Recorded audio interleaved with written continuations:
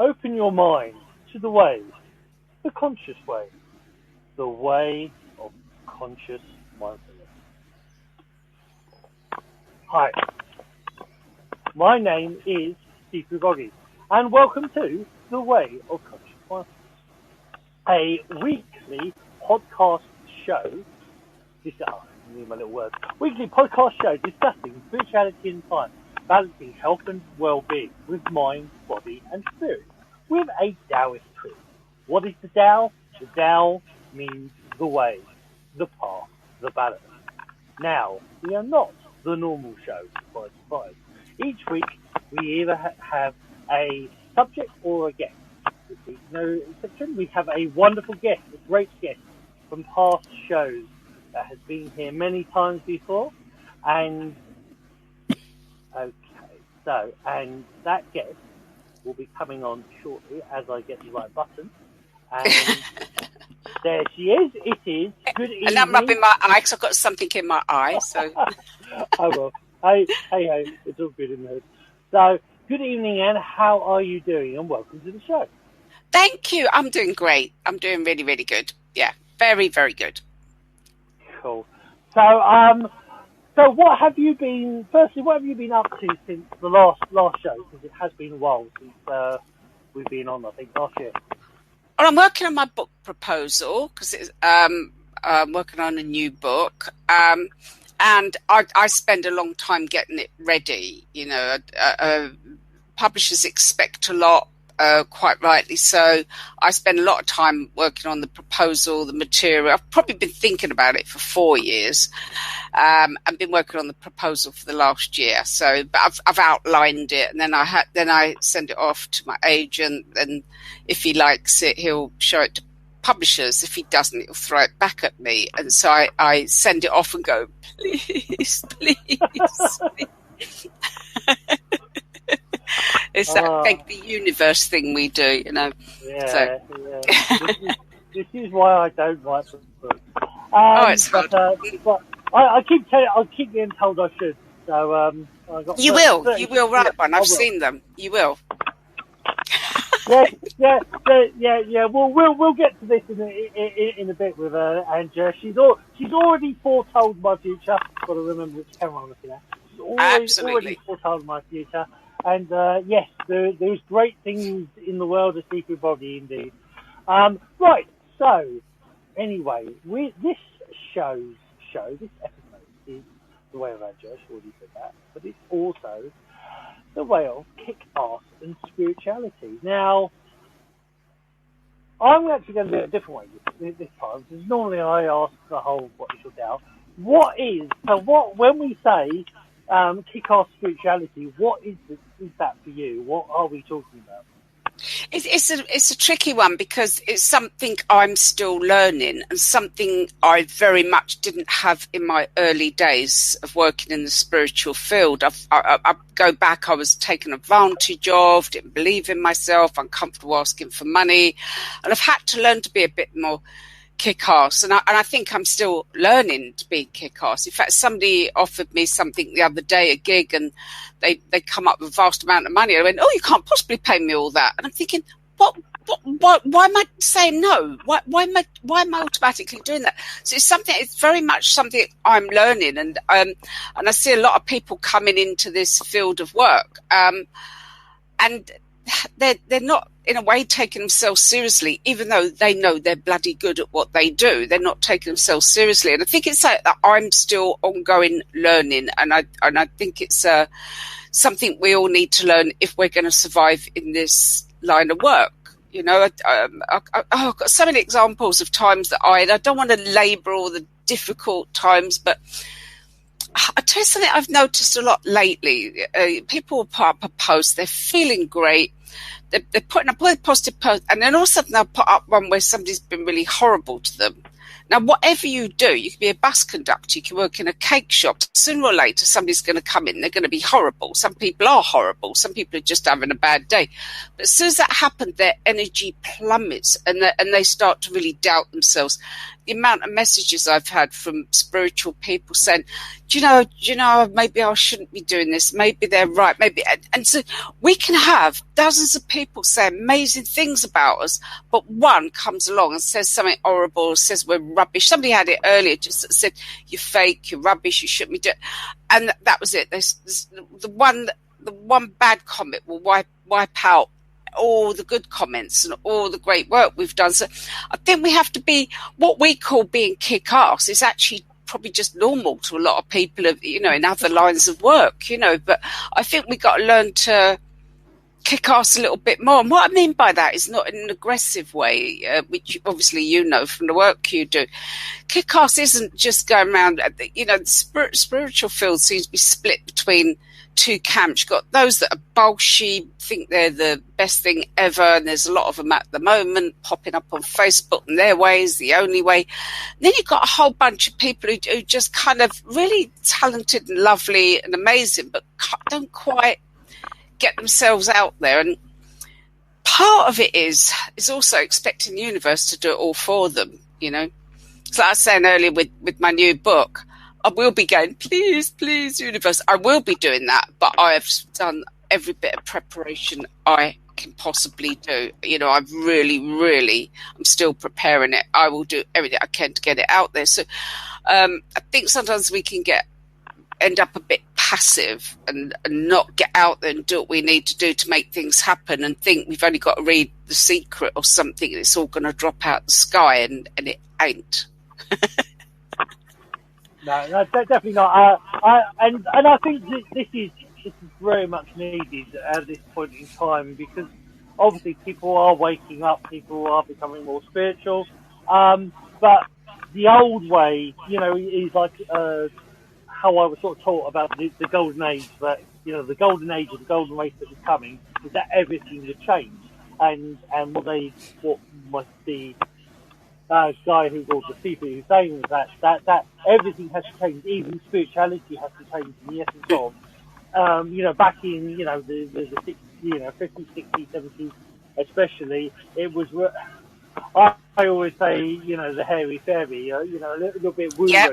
It's a little bit, yep. Yeah, man, it's all out there, and the whole thing, for me, Taoist philosophy is all about balance. It's balance between mind, body, and spirit. It's balance, so the earth, the earth sort of root your feet in the earth, but also be connected to the heavens as well. And the problem is that, as you said, in the past, you've either had people who were very much in the clouds and went, it's all peace and love, man, and that's good to a degree, but you need action. But then you had the other side that were very, everything, we've got to destroy everything bad, we've got to do this, we've got to do that. Oh yeah. And the problem is that you become bad by doing that. Is that if you want to overtake the aggressor by being aggressive, you're overly aggressive yourself, you're going to just be another aggressor. So it's this thing of using, in the Taoist philosophy, you've got the fire way and you've got the water way. And the fire way will blast things, but it will leave little things behind. So there is healing that's very much fire way, but it can leave residue. The waterway takes longer, but you wear it, just like the water running through a rock, and as it runs through the rock eventually is totally dissolves, it totally runs away. And it's that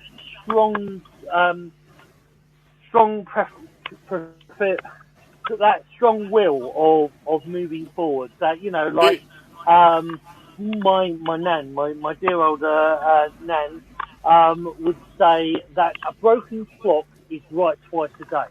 And I used to love that saying. And in the essence of it, that means if you hold to your beliefs and you're strong in your beliefs, sooner or later you're going to be right. It's like whatever I'm wearing, sooner or later it's going to be fashionable. It may take 100 years. But sooner or later it will be fashionable, and then if I'm still around for that, I will be in fashion. But it's that don't give up on your There's a lot of people that will fight. Will throw stuff out there, will throw negativity, and there's a lot of haters on Facebook and YouTube and the media in general.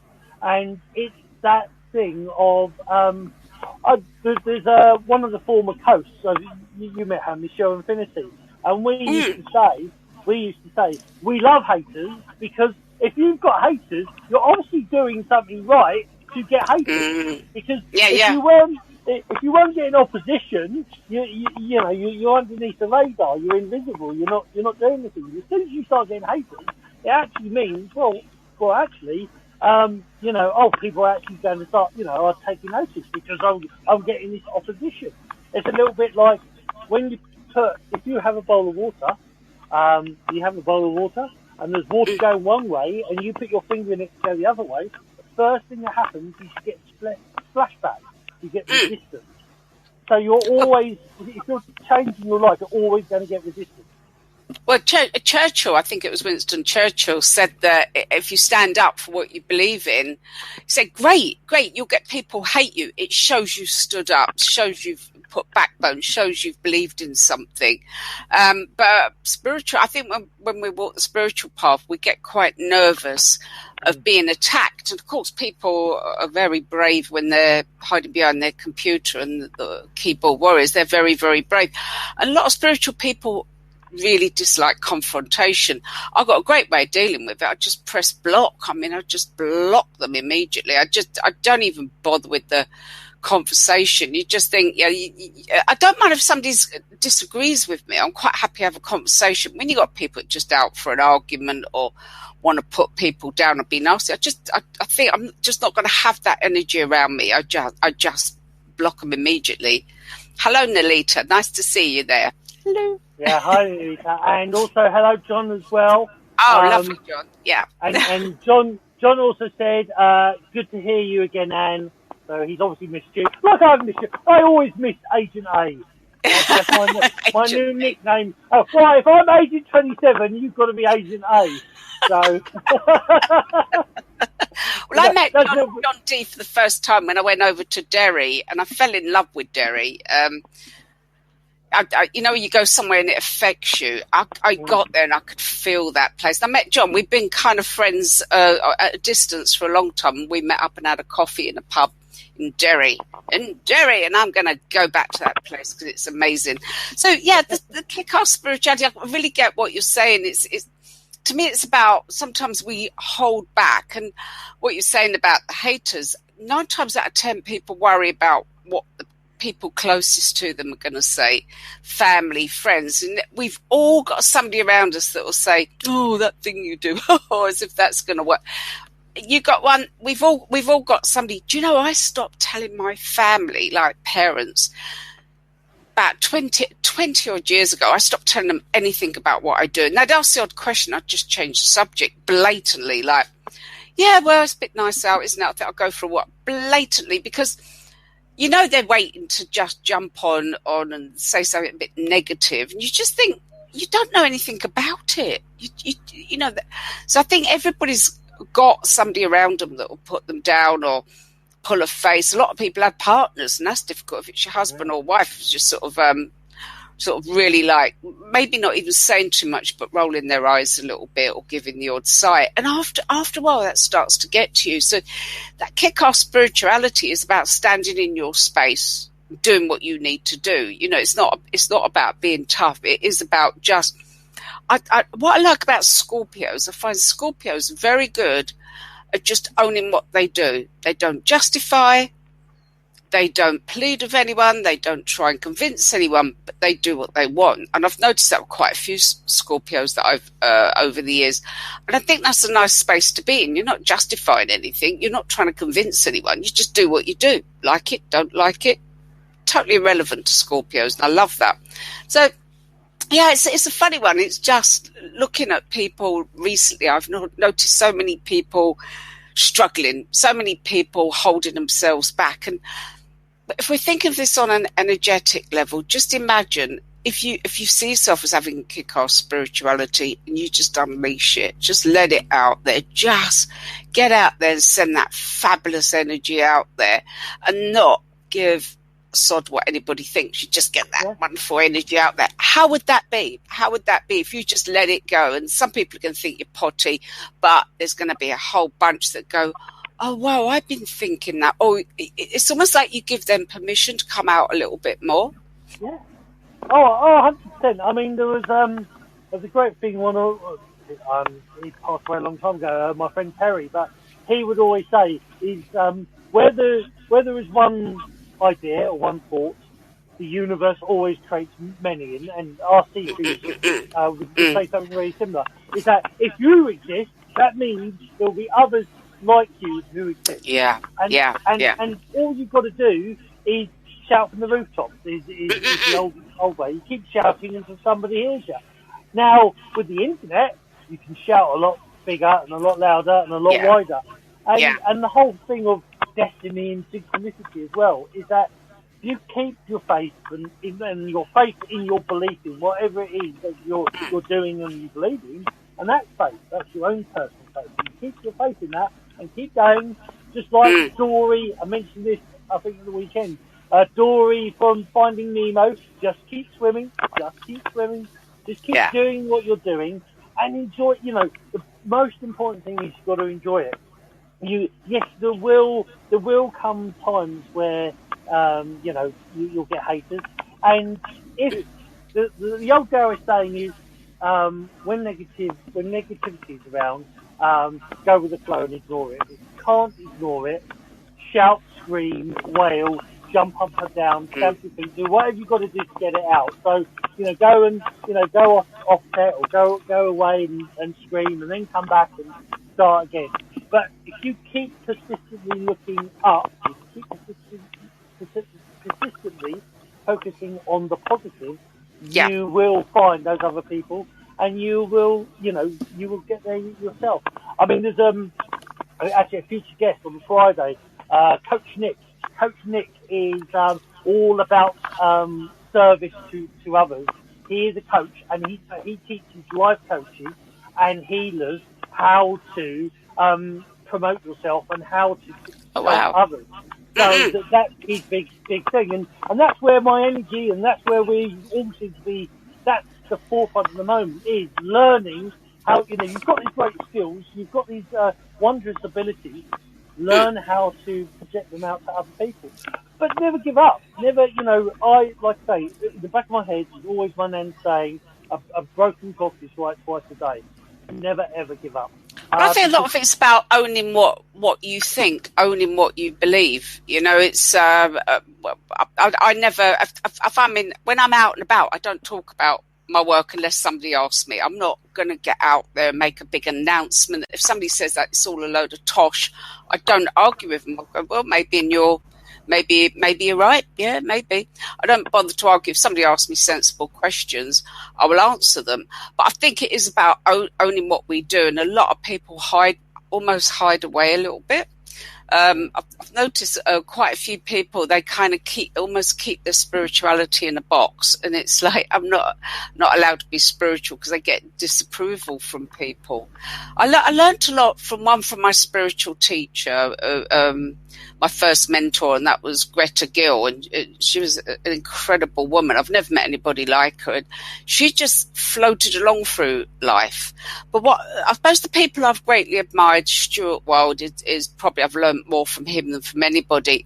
They actually live a good life. They don't apologize for anything, but they lead a good life. Stuart Wilde said, your spirituality should earn you a living. It should. You can't go and live in poverty and struggle. You can't. It actually stunts your spirituality. And I know when I first started doing readings, I didn't charge. It was a long time ago. I had no money and I still wasn't charging and didn't feel right charging, as a lot of us have done in the early days.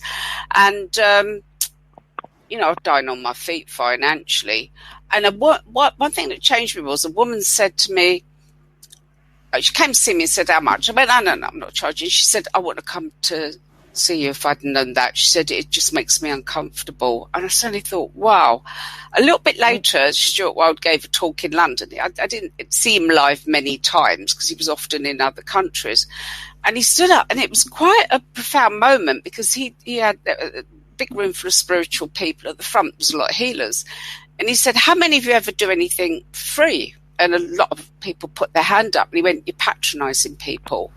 And they looked horrified. He said, no, you're patronising people. He said, there's you, the big healer or therapist, handing out all these free gifts because you're so important. And he was really full on. And a whole bunch got up and walked out. But I thought, oh, no, I'm going to listen to him because this guy's clever. I've read a lot of his work. And he said, no, don't patronise people. He said, they can find the money to come to you. They can come up with the money. Don't presume everybody's so poor. Even if they say they're poor, they're usually not. And that rung a bell in my head because I'd had a number of people phone, oh, can you do it cheaper?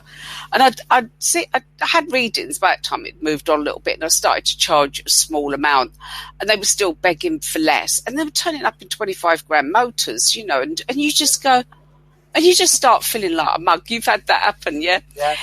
You end up feeling like a mug, and then they tell all their friends. Their friends go, we did it cheaper for her. And in the end, you are exhausted. And I remember being exhausted, and people would phone up and go, oh, can I just ask you something? Okay, one last question. I saw you a month ago. And I'd be on the phone for hours and hours. Hello, beautiful Marilyn's there. Hi. And we got so worn down. And then I was given a good talking to by somebody who had been in the spiritual field for a long time. And she said, no, you've got to set your boundaries and don't let people take liberties and only see people the hours. And she said, otherwise you won't survive. And I thought, I'm not surviving. I'm really struggling now. I was actually losing weight. I was feeling ill with it. So I started to be a bit more sensible. Of course, you get the reaction then. When you say, sorry, I'm not doing anything free, I'm not doing cut price, you do get the odd person react quite badly, but it does clean the energy. It cleans the energy. And after a little while, people start to treat you with a bit more respect. Yeah, indeed. And I think that's the fact. I mean, I've with myself, and I do a two-person healing with a guy called Fred Bleach, that guy, and he's had it as well, where people have turned up in Mercs and Rolls Royces, and the sort of thing. Oh, can't you drop a bit off the price? And going, it's unfair. Really? It's unfair, isn't it? It's unfair. I think it's unfair to ask people. I mean, people don't. There's people who always want the initial free session. They just do the rounds of loads of therapists having the initial free consultation, and that's all they do. They never. And I think, no, come on. People have got to earn a living. They got bills to pay or whatever. They got to live. They got to eat. Be fair to people. So it's Stuart Wilde. I learned a lot from him because he's very much somebody that teaches you to lead a good life, eat good food, look after yourself, believe in yourself. And what he said was, and it's something I've certainly seen a lot, people go from one extreme to the other. I always loved this. He always used to say, people 1 minute they don't want to take any money. The next thing they want to conquer the world and have centres in 50 countries, and I'm going to do this and I'm going to do that. And he said, what happens is your energy will drop. You will not cope with it. And he said, look, there's this married couple and they open a pizza parlour and they make amazing pizzas and everybody shows up and they start making loads of money, so they open 15. And energetically they can't cope with that, and so their energy just drops and the whole lot falls apart and they lose everything. And it is, we've got on an energetic level got to feel it in order to put it out there. And I think one of the things we've got to learn to do, and definitely, as I say, I'm still learning this, I've got to learn to be a bit more bold about myself. I think we've all got to learn to be bold about ourselves, believe in ourselves, and put our energy out there. And if people don't like it, who cares? Who cares? Yeah. I know nothing. I come from Barcelona. I don't. Yeah, it is what it is. Firstly, good evening, Marilyn. We got all the agents here. I've just realised all the agents are here. Agent 27, Agent 35, and Agent A. but everybody else, they will have not a clue what we're going on about. Absolutely, they won't. It's a boggy thing, don't worry. I like giving people little nicknames because I've always grown up with nicknames. So it's and Jirsch, Agent A. We've got the wonderful Marilyn Devonish, Agent 35, and I'm Agent 27, but we won't talk about that one. So, right, we had a message from Breezy. She was actually Breezy Spread Love, she's been on the show twice before, and she was on recently. She said this is so important for me to hear as a young practitioner. Yeah, because I know she's doing stuff herself, and yeah, you've got to be strong. You've got to be strong for yourself. You've got to realise that, you know, there will be people who will there will be people negative. There will be people naturally, you know, when you're healing, will naturally try to take the mickey. And I've always come up with the approach of it's the universe testing you.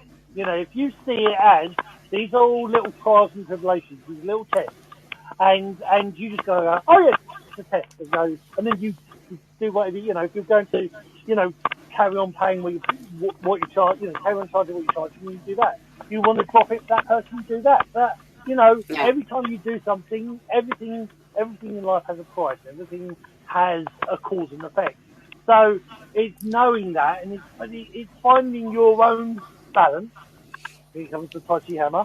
It's finding your own Tao, your own balance, and it's seeking through. You know, you'll have ups and downs, and you'll find your own personal price. You'll find what you're happy with. I mean, in Taoistically in China, I loved the way that they did it, which was if you could only afford a fiver, you paid a fiver. If you could afford 100 quid, you pay 100 quid, because it's what you can afford and what that person's worth. Unfortunately, as we've already said, in our society, you'll have everybody only paying a fiver because, or the people who could afford more would, unless they have honest held belief and honesty and integrity, a lot of people would go for the less money. So you've got to stick with what you are happy with paying, like Anne said, you know, and that will slowly, you know, you build it up and you find that point you're comfortable with.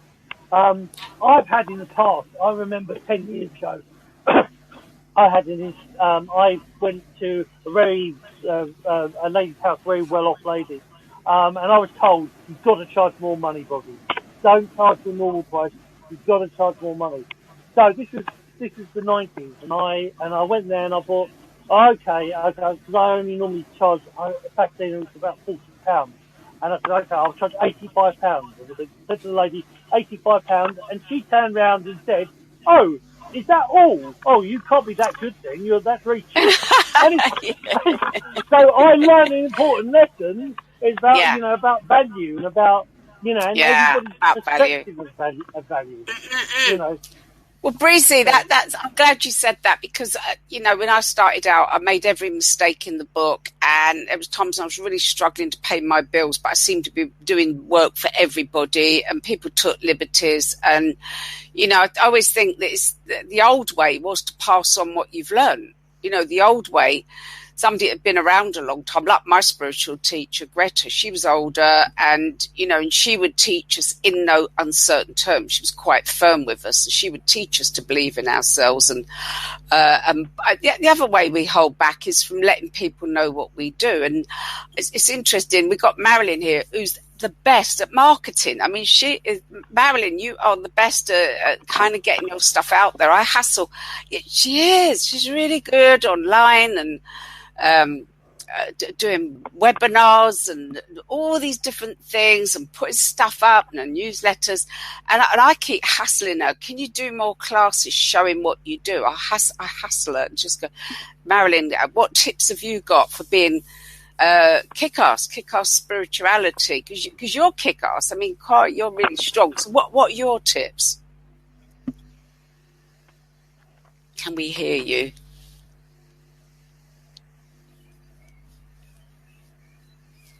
Have we got yours? Oh, bless. Yeah. Oh, is there a way of typing something up? Because you've got the best tips. Well, that'll have to be a show in itself. Yep, indeed. I don't know why Kenneth Manning speakers. I'm just trying to get it to work. What are you talking about? We can't hear you, Manning. Let me just try a little something. Let me put you back down there and then bring you back up again and see if that changes anything.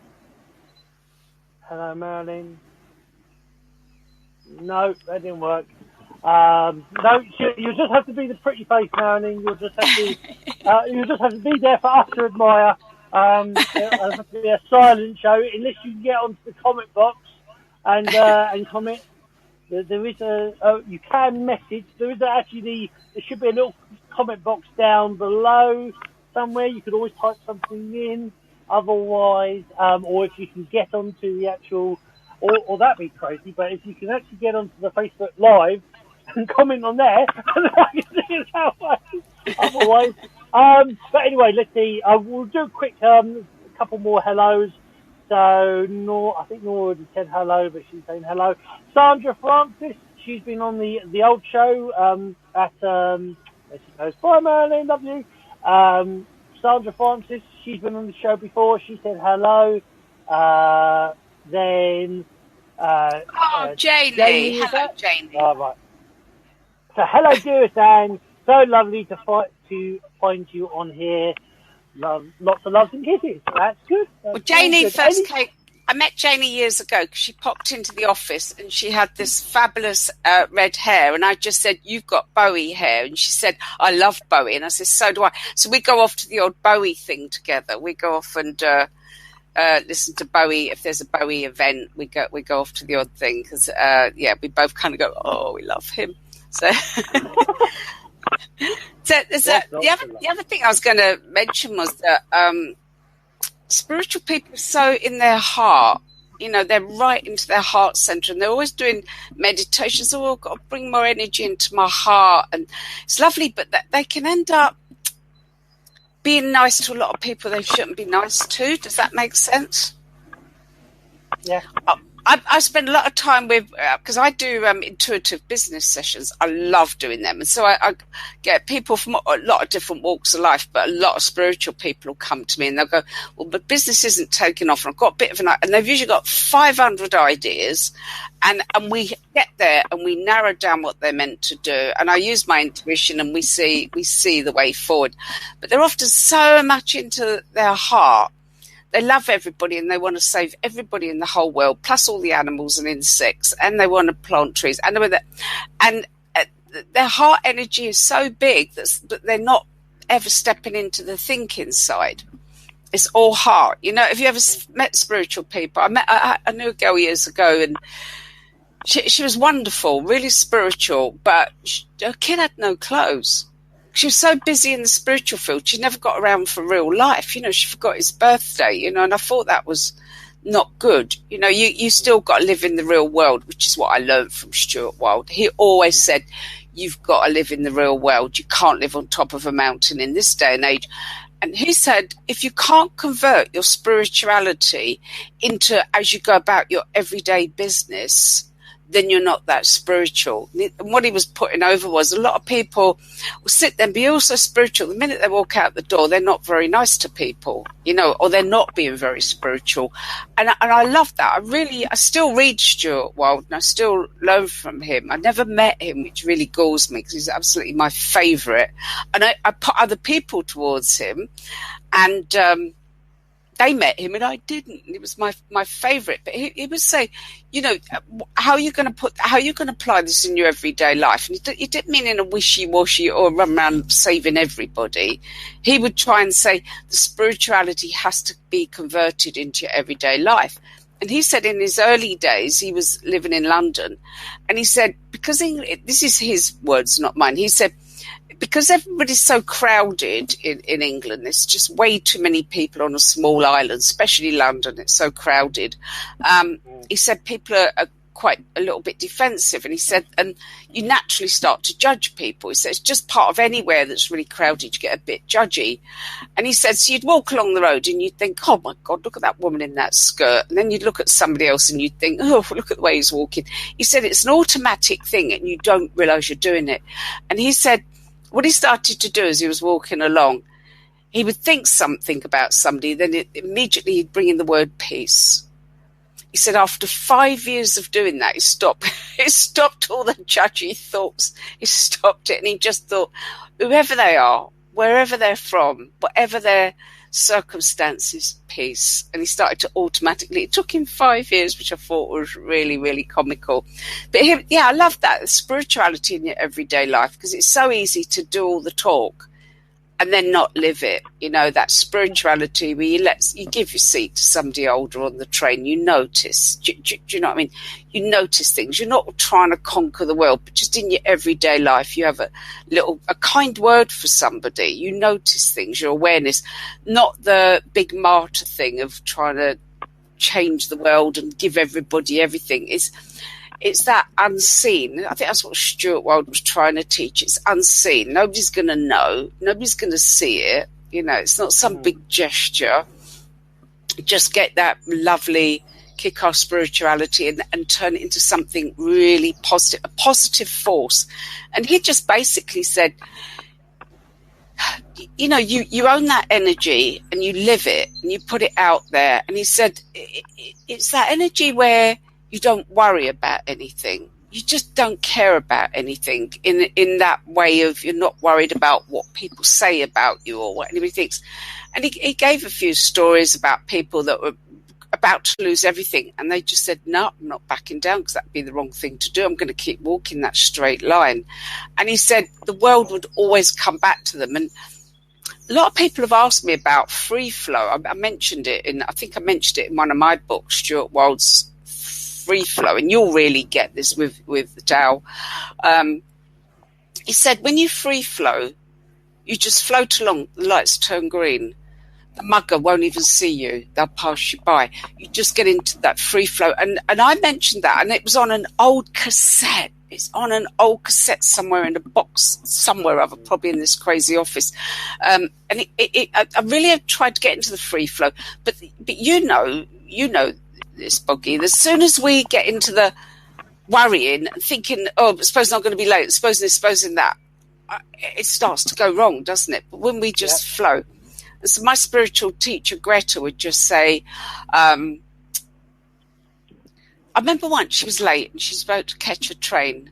And she was in the car with a couple of other people and they were frantic going, oh, these roadworks, look at these roadworks. Oh, they're taking forever. Oh. And she was going, it'll work out perfectly. And they went, how do you know it'll work out properly? No, it won't. We're going to miss the train. And as they pulled up, one of the guys digging the roads come up and spoke to her because people were just drawn to her. And somehow or other they started talking and he mentioned he'd lost his wife. He just said he was really unhappy because his wife had died a few months before. And she said, oh, he's up there with my first husband. And, you know, your wife's up there with my first husband. And she just had this chat. And she said, now you know why we were meant to be delayed, because we were meant to talk to that guy. And she arrived at the perfect time. They got on the train. They weren't late. And I've never been able to master that as she does. She had this piece of land and she needed to leave there. She literally was she had to leave at a certain time because somebody was moving in and she had nowhere to go and she wasn't young. And she said, it'll be okay. And I'm just saying to her, now, Greta, you're pushing your luck. You know, you better ring round a few friends. You got 3-4 hours to go. You need to, no, it'll be all right. And she just had that air about her. And the phone rang. I swear to you, the phone rang and somebody called her and just said, I know it's short notice, but I don't suppose you could house sit my mansion for 6 months.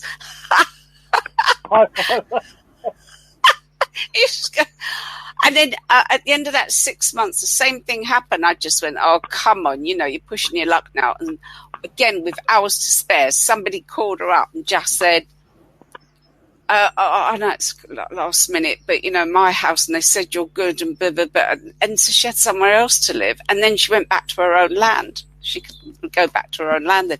It's amazing. I can't do that. I would have been frantic going, I'm going to be sleeping on the park bench.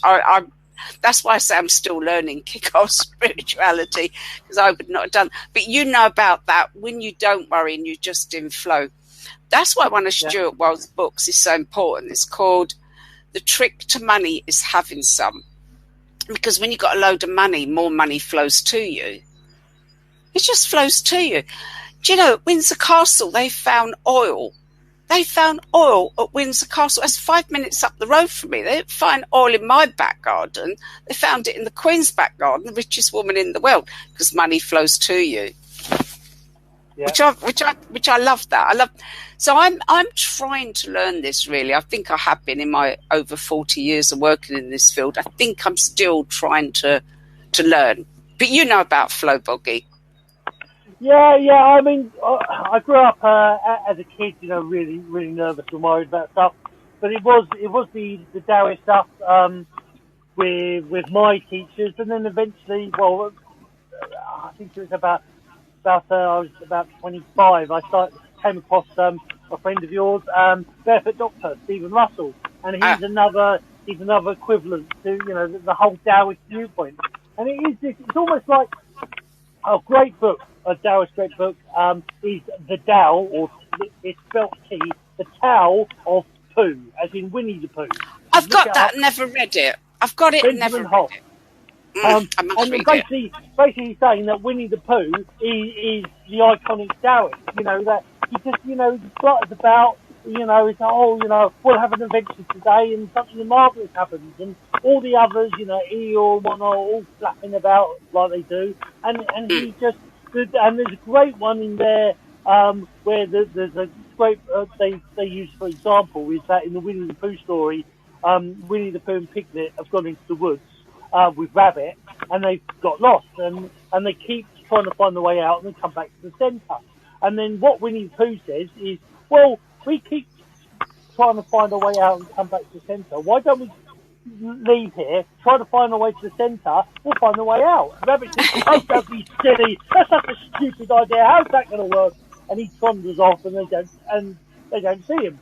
So they go, okay, let's do it, and they do it, and they left and then try to find the centre again, and they found their way out. And Wow. it's that Winnie the Pooh, just going with the flow and just, and let things happen. Right, we've got a couple of messages. Let's go through these here. So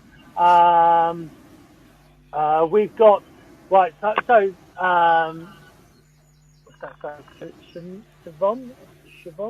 Siobhan, I think, I'm sorry, my conjecture, I've got your name wrong. And I can hear you loud and clear, but the guy to your right is difficult to hear. Of course. If most people would disagree with you, they're quite loud normally. But unless she's referring to Marilyn.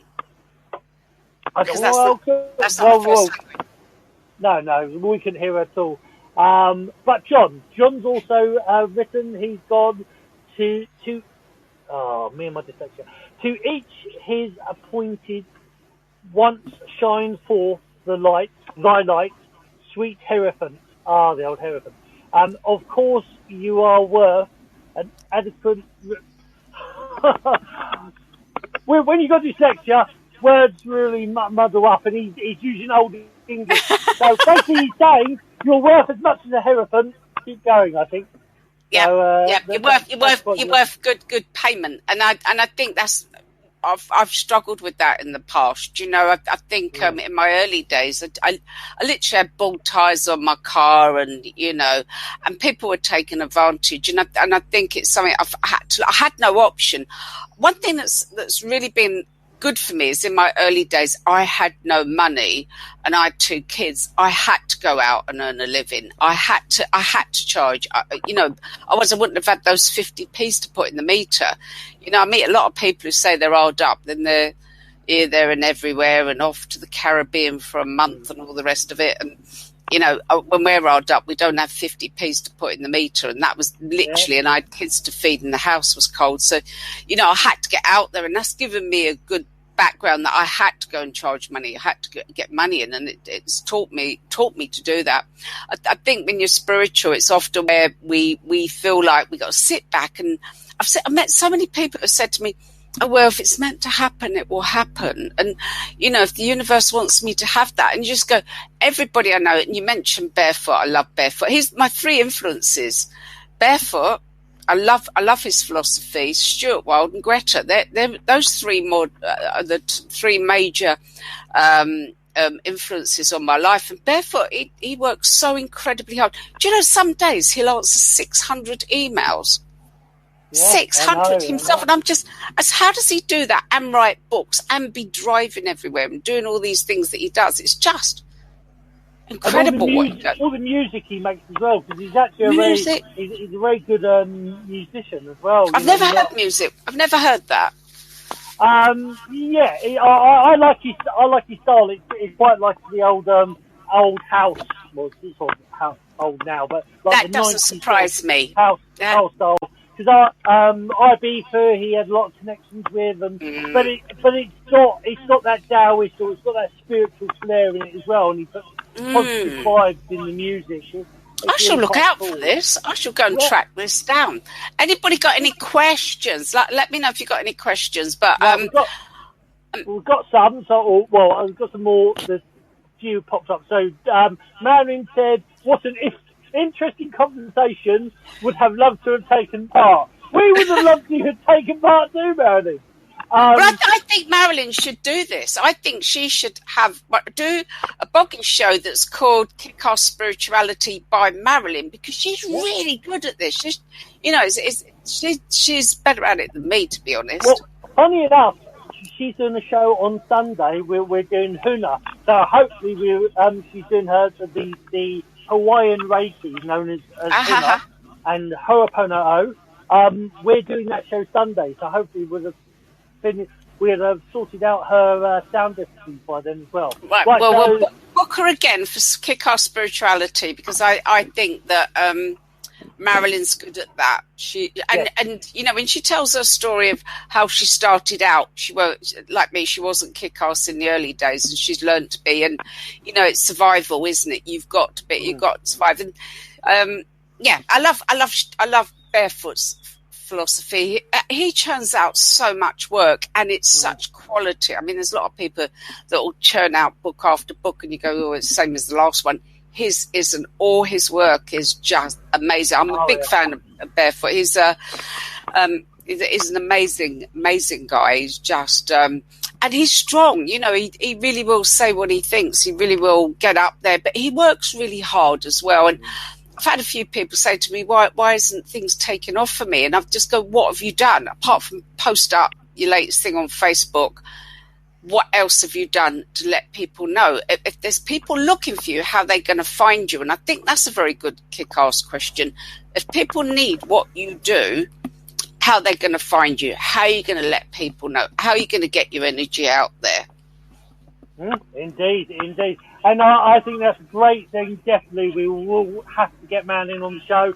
Hopefully you as well, and do a kick-ass too. That'd be nice, yeah. Right, so is that Sivona? I can't say her name. Just trained as a practitioner and find the work exciting. I am looking forward to practicing it more. I have experience to see more after the training. It's really true good to be visual. I think that she's saying she's really passionate about what she's doing. She trained with me in Norway.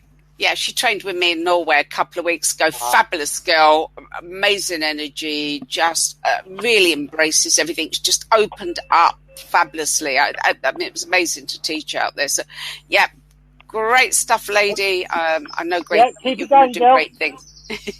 Yeah, keep it going.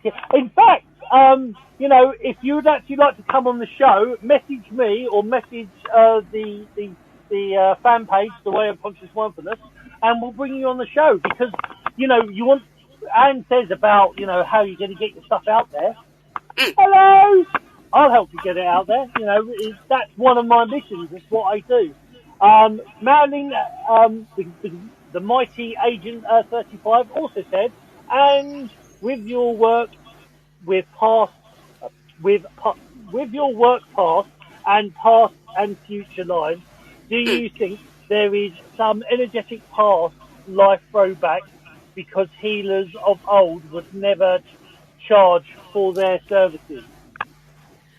I don't know. Did they not charge? I've got no idea if they did or not. I really don't know if they did or not. But I just, in this day and age, I can answer that in a different way. I was on a radio show, and it was live, and people phoning in, and they said there's some really difficult people phoning in. They're really heavy. And I went, bring them on.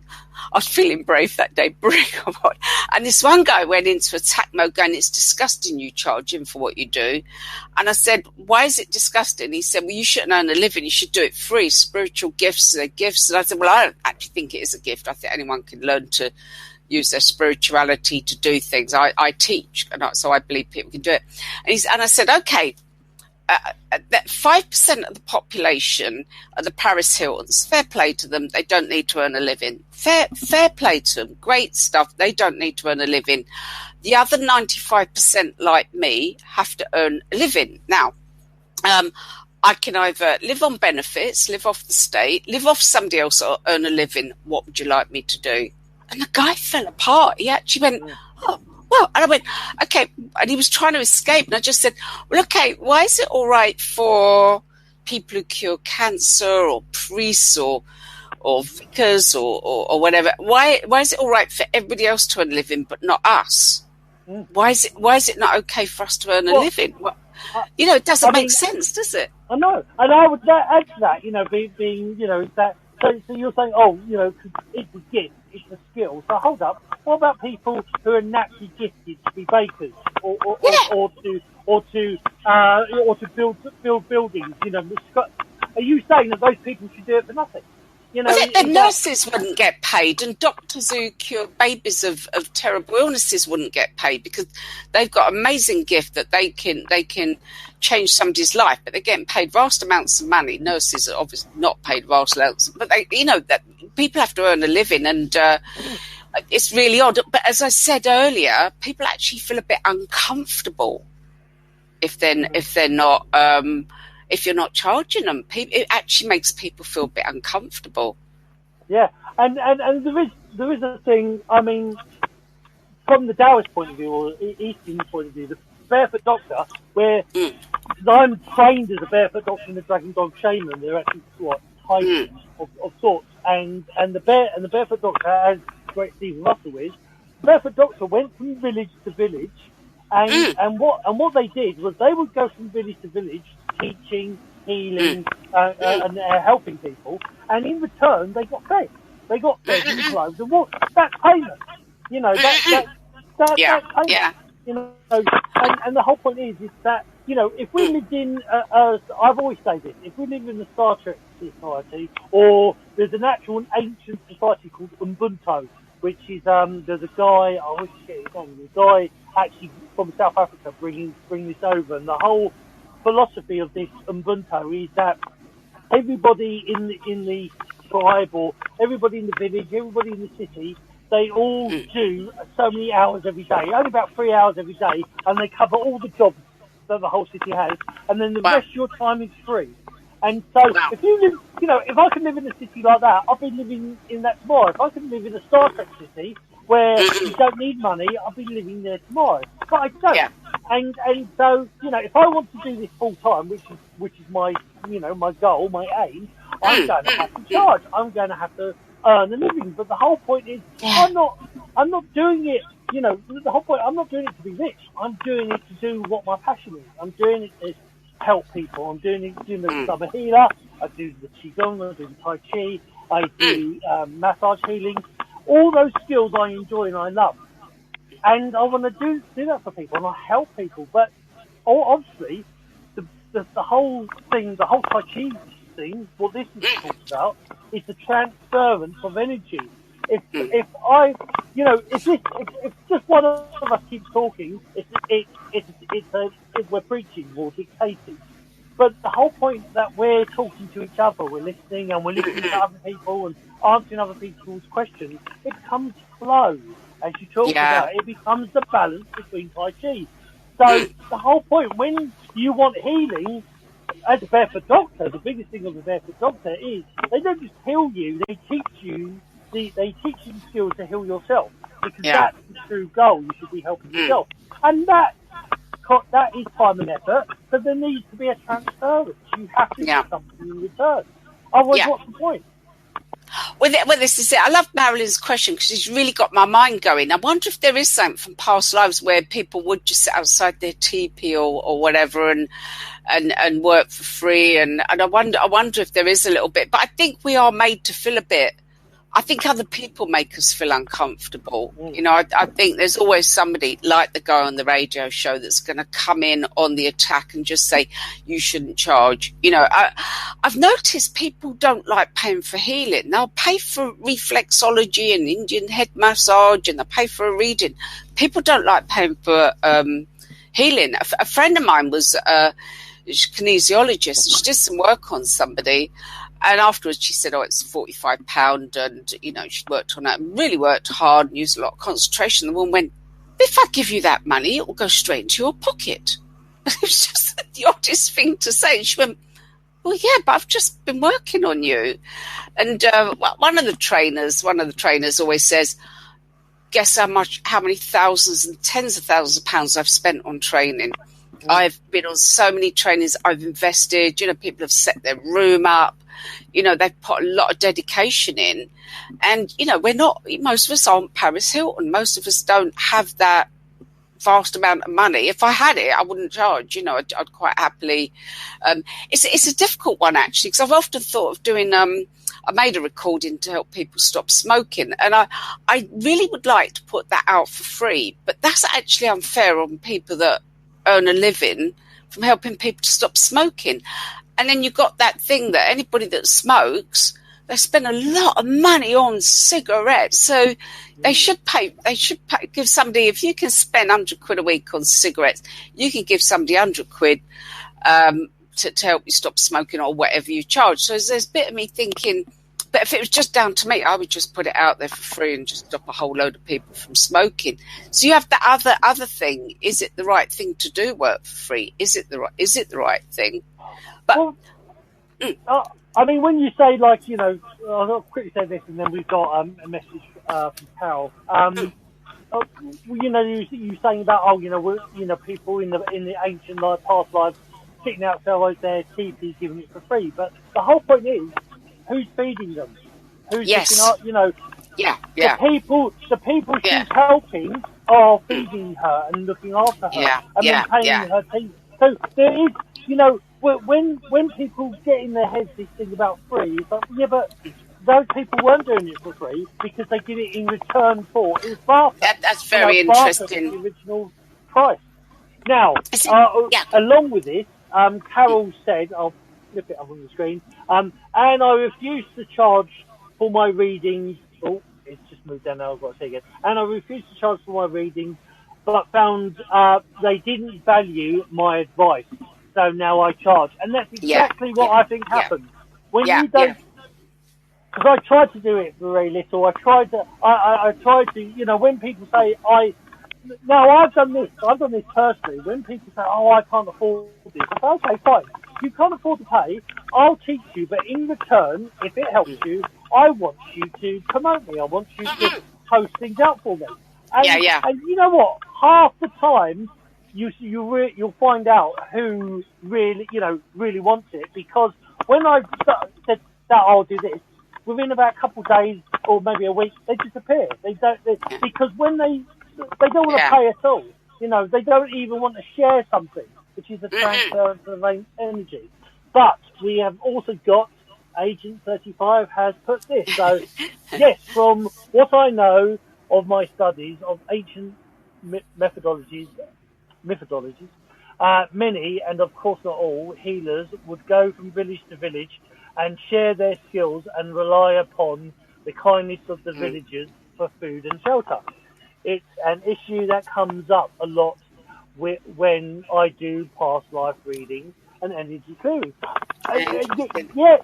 Manny, agree. But the note there, when you say, or when it said, they rely on people to give them food and shelter, they're actually paying them. They're paying them for their services. And you didn't need a lot. It's like when I come back from India, I've spent a year in India, I had 2 sets of clothes. I had one set that I was wearing, another set that'd be washed or in my rucksack. I didn't need a lot. I slept at train stations sometimes, or I'd get a very cheap hotel. I had a pair of boots. I just didn't need anything. As soon as I come back to England, it was like you had to have money for everything. You just had to have money for everything. You couldn't even go for a job unless you had the money for the bus fare to get there. You just constantly needed money, and I didn't suffer culture shock going to India, but I certainly suffered culture shock coming back. It costs you a lot to live here, even if you don't do anything. You have to pay certain bills. You have to pay certain taxes. that is it. Otherwise, you get into trouble. So it'd be lovely if we could live like that. I mean, it's a really nice thought if you could just, live on sort of so little and people just feed you. But in reality, the time we're living in now, you'd starve and lose your house. You'd starve and lose your house. You just would. So it's a real, it's a shame, really, isn't it? It's a shame that we can't live like that. I wouldn't be brave enough. That's why I'm still working on kick-off spirituality. I would not be brave enough to just rely on people looking after me. Oh, Boggy, I think you've frozen. What are we going to do? What can we do if you're frozen?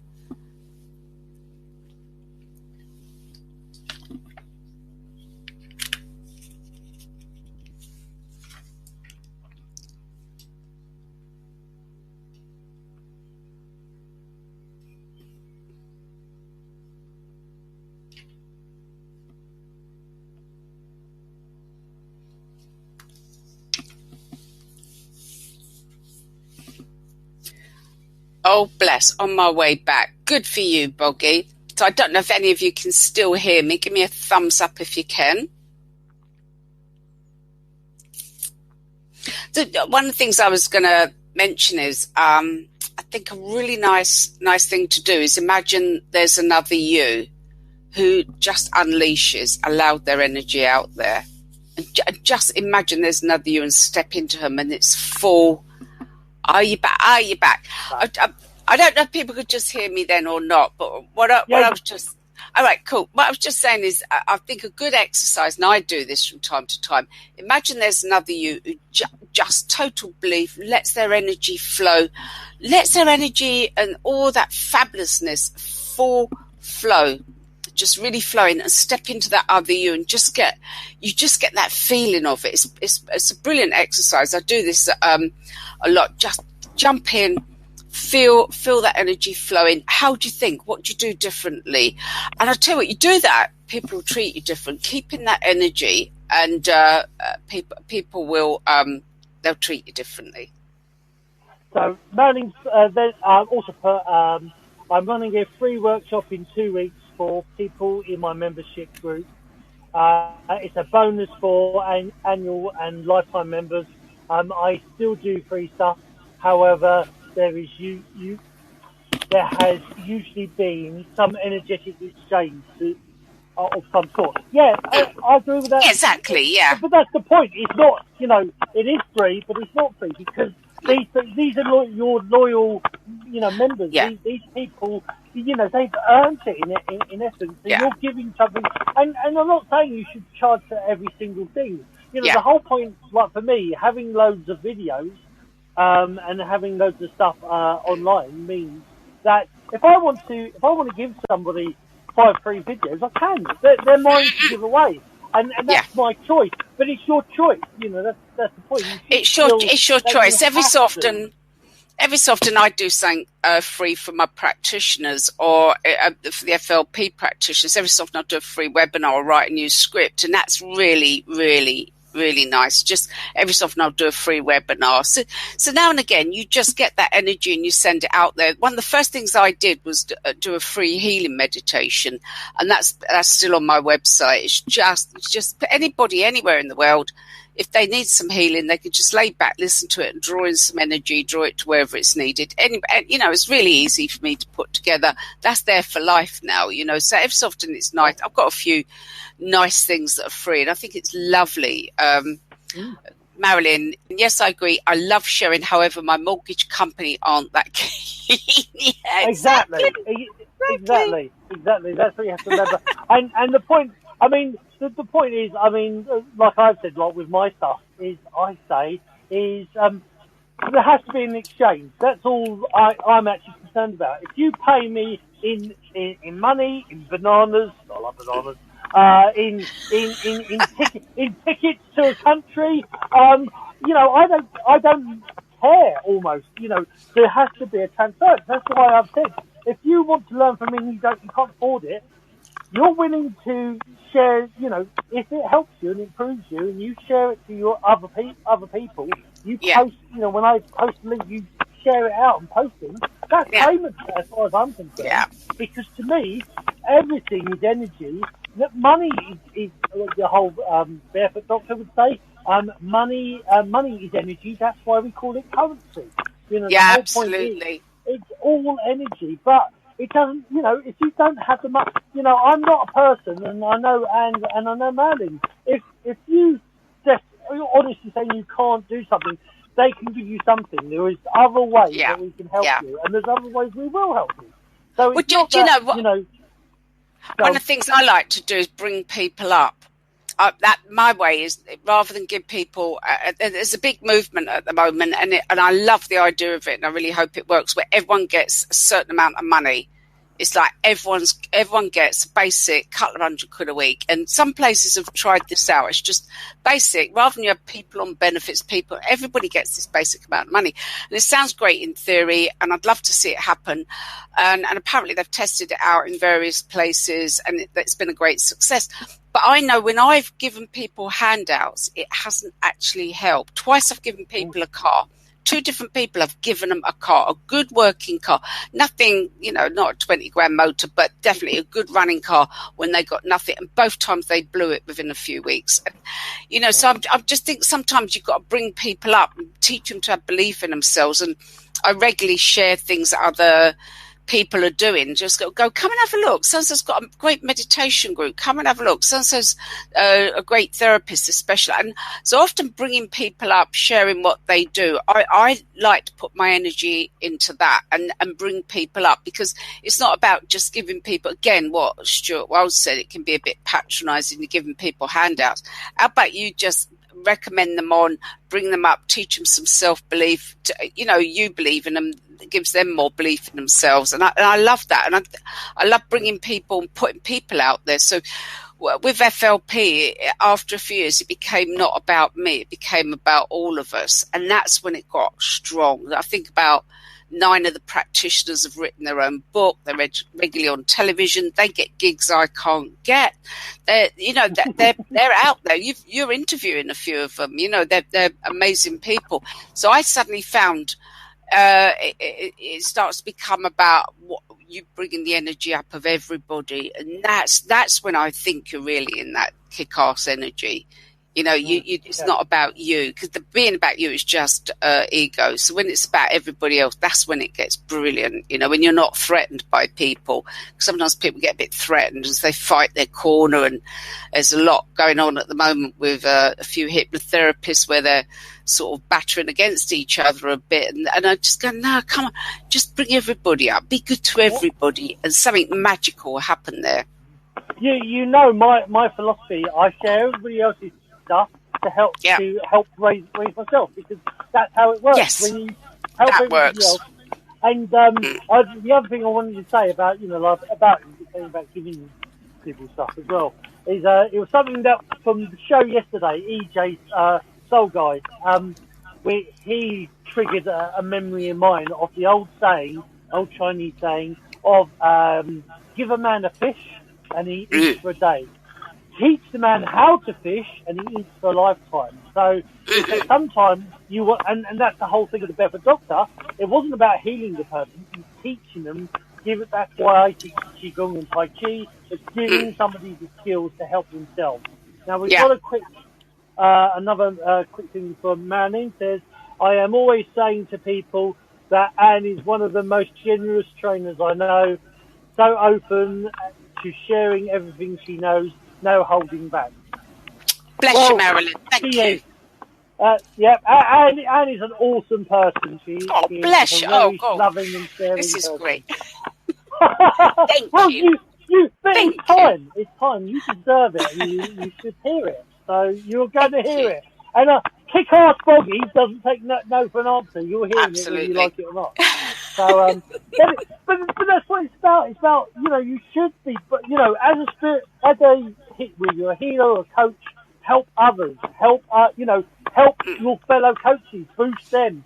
There's a great thing I learned from Avocado Wolf, which was that he, you know, when people share his stuff or take, you know, copy his stuff, he loves it, because it means, you know, it's going out there, you know.